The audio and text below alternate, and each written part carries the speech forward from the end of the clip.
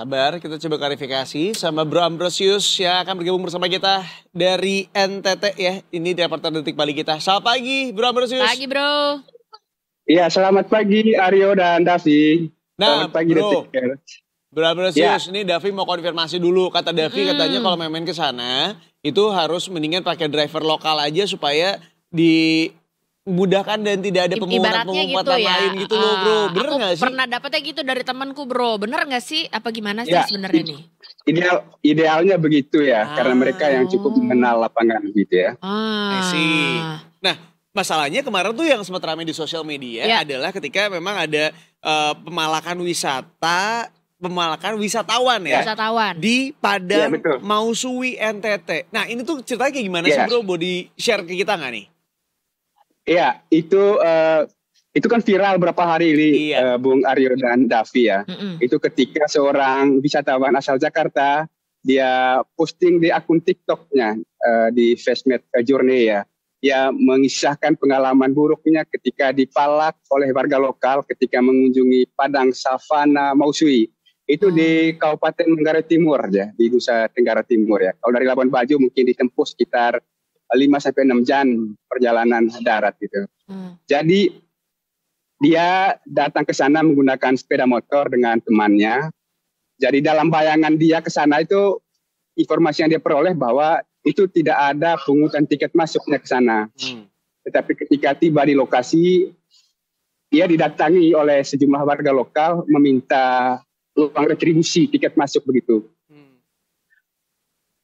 Ia membayar karena permintaannya cuma 25.000 per orang ya. Dia membayar 25.000 retribusi itu. Nah setelah membayar itu, warga lokal justru meminta lagi uang untuk boleh menerbangkan drone gitu. Jadi kalau wisatawan itu mau terbangkan drone di sana itu harus bayar 300.000 lagi gitu kan. Nah wisatawan ini keberatan gitu kan, menolak kenapa ada permintaan begitu.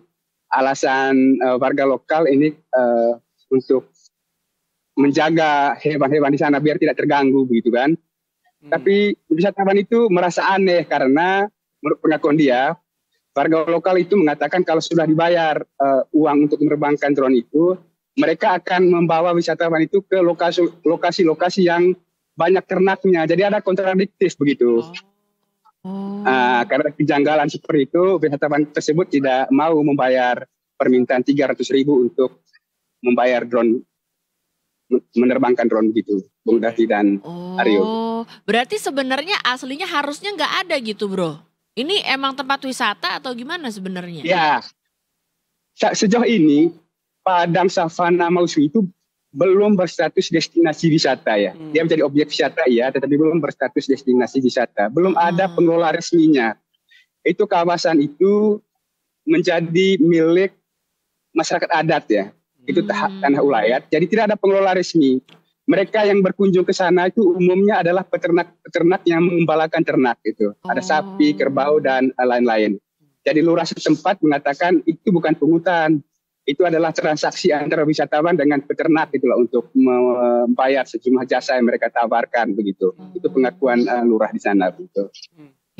Oke, tapi biasanya kan yang sering kali terjadi saat ini, kenapa akhirnya menjadi quote-unquote win-win solution adalah karena sebenarnya wisatawan datang ke sana, kemudian membuka juga kesempatan untuk adanya transaksi uang, misalnya beli barang-barang dari masyarakat di sana, dari UMKM di sana gitu, sehingga akhirnya bisa quote-unquote sama-sama menghidupi satu sama lain lah ibaratnya. Kitanya sebagai wisatawan dapat konten gitu ya, di sisi lain kita juga belanja barang-barang di sana, maka masyarakat di sana dapat uangnya. Nah, dengan cara seperti ini apa kemudian tidak malah bikin para wisatawan jadi enggan datang ke sana, Bro?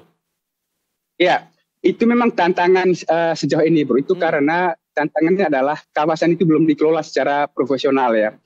Jadi bulan Maret kemarin pemerintah setempat ya, pemerintah kelurahan itu sudah berkoordinasi dengan tokoh-tokoh adat pemilik kawasan tersebut. Jadi kawasan itu dimiliki oleh 3 suku ya. Mereka berkoordinasi bagaimana sebaiknya supaya Padang Savana Mausui ini dikelola oleh Dinas Pariwisata untuk menjadi destinasi wisata begitu. Dikelola secara profesional, ada pengelolanya begitu kan. Tetapi sejauh ini pemerintah belum mendapat jawaban dari pemangku-pemangku adat pemilik kawasan tersebut. Jadi sejauh ini masih mengambang, kawasan itu menarik untuk dikunjungi wisatawan, tetapi belum dikelola secara profesional begitu. Jadi tidak ada pengelola khusus di sana yang bisa mengatur kehadiran wisatawan di sini. Oke. Kira-kira begitu, Bung. Ya. Tapi sudah ada tanggapan belum dari pihak terkait, misal pemerintah atau pemerintah setempat untuk tentang dibuka, inginnya dikelola gitu ya oleh pemerintah sebagai destinasi wisata di daerah Mau Suwi sana? Iya, sejauh ini pemerintah masih menunggu jawaban dari tetua-tetua adat pemilik kawasan itu, Bung. Mereka sudah komunikasikan. Kalau pemerintah daerah menginginkan supaya kawasan itu dikelola oleh Dinas Pariwisata agar menjadi destinasi wisata yang bisa dikelola secara profesional gitu, sehingga peristiwa-peristiwa pemalakan terhadap wisatawan itu tidak akan terjadi lagi di kemudian hari itu. Ya, karena kalau nggak gitu takutnya nanti angkanya dipatok gitu loh. Dalam artian kadang-kadang tuh kan ngagetin buat kita sebagai wisatawan, tiba-tiba lagi ada enak-enak di sana, lagi foto-foto, tiba-tiba ditagih misalnya 100.000 gitu kan, kayak hah emang gue ngapain gitu kan. Gitu iya ya. Takutnya. Tapi berarti sejauh ini gitu, apakah ada himbauan misalnya berarti sampai ini clear gitu ya, jelas peraturannya seperti apa, boleh ke sana atau nggak boleh ke sana, atau seperti apa statusnya untuk saat ini nih, Bro? Iya. Sekarang statusnya tidak ada larangan ke sana, tidak ada larangan. Jadi kemarin beberapa orang yang terlibat dalam pungutan terhadap wisatawan itu sudah dipanggil oleh Kapolres Manggarai Timur ya. Mereka sudah dimintai klarifikasi ke Kapolresnya. Ada 7 orang mereka. Jadi mereka sudah mengakui melakukan pungutan itu ke wisatawan. Mereka berdalih bahwa pungutan itu untuk tujuan kebersihan, juga untuk mengganti uang yang mereka keluarkan untuk memperbaiki akses jalan masuk. Itu alasan mereka. Itu untuk pungutan retribusinya.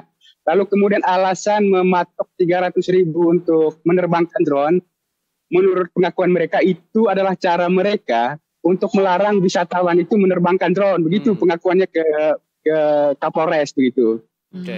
Nah, Kapolres sudah meminta mereka untuk tidak boleh melakukan pemalakan, permintaan secara paksa kepada wisatawan yang berkunjung ke sana. Pungutan hanya dibolehkan ketika pemerintah sudah menetapkan peraturan daerah. Artinya sudah ditentukan berapa sebenarnya retribusi atau jenis-jenis pungutan yang boleh diminta kepada wisatawan. Gitu. Nah, polisi sudah ditugaskan untuk turun ke lokasi setidaknya pada akhir pekan yang punya potensi banyak wisatawan berkunjung ke sana untuk memantau situasinya dan memastikan tidak boleh ada pungutan-pungutan liar, pungutan-pungutan yang memaksa wisatawan di sana. Dan pemerintahan kelurahan di sana juga sudah meminta warga untuk tidak boleh melakukan pungutan-pungutan yang memaksa kepada wisatawan sebelum ada peraturan daerah yang bisa menetapkan berapa sebenarnya nominal pungutan kepada wisatawan di sana. Kira-kira begitu, Aryo dan Davi. Berarti sebenarnya kejadian kemarin semacam blessing in disguise juga ya, di satu sisi gitu ya, bisa memberikan sosialisasi juga, tidak hanya kita bagi para wisatawan, tapi juga bagi masyarakat di sana untuk, bahwa kalau ada pengambilan retribusi itu tuh sebenarnya ilegal, kalau misalnya memang tidak ditentukan oleh pemerintah, seharusnya tidak dilakukan gitu ya. Dan ya pelajaran juga buat kita, memang harus menghargai juga warga adat, mungkin ada kulonwunnya, ada permisinya lah ibaratnya. Walaupun gak tertulis gitu kan.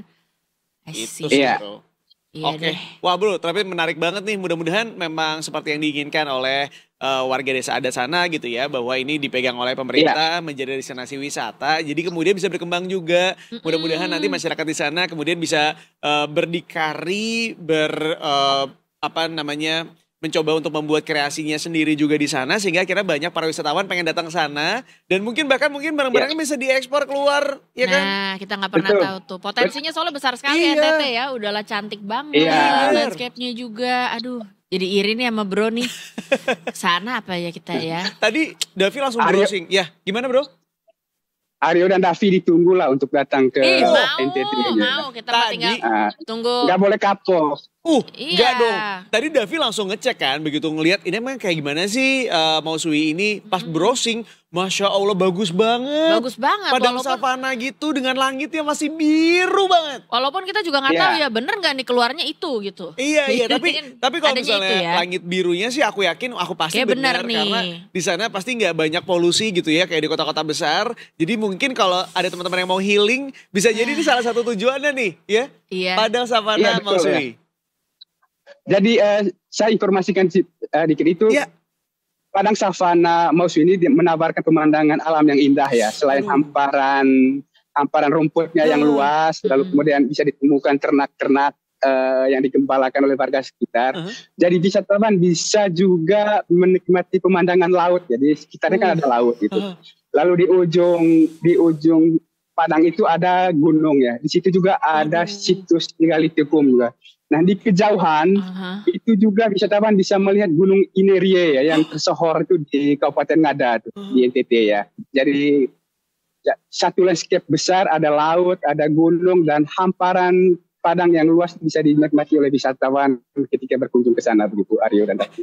Bro nanya-nanya, kalau kita mau ke sana berarti kita langsung ke bandaranya kemana tuh? Pintu masuk utama memang ke Labuan Bajo ya. Labuan Bajo, dari Labuan Bajo kita menempuh perjalanan darat sekitar 5-6 jam ya. Tapi tidak usah khawatir 5-6 jam karena wisatawan bisa menikmati banyak sekali objek-objek wisata yang bisa disinggahi selama perjalanan ke Padang Savana Mausui itu. Nah, sebaiknya kita tuh gimana? Nyari dari sini kah misalnya turnya buat di sana atau bisa ngontek warga lokal di sana apa gimana buat dapat akses? Iya, Bro, gimana tuh? Ya bisa menggunakan travel yang tersedia ya, tersedia secara resmi. Memang harus selektif ya, memilih travel. Bisa juga menggunakan warga-warga di sini, warga-warga lokal di sini untuk menghandle perjalanan wisata ke sana. Atau setibanya di Labuan Bajo, di sini bisa menyediakan orang yang bisa mengantar wisatawan ke sana. Sopir-sopir di sini banyak menyediakan kendaraan untuk bisa mengantarkan wisatawan ke sana. Oke. Udah tukeran aja deh yuk bro. Aku kesana. Bro di sini. Ya kita tukeran nih. Gimana konsepnya? Ya tuh mau jalan-jalan tuh di belakangnya bro kan. Halo. Iya siap.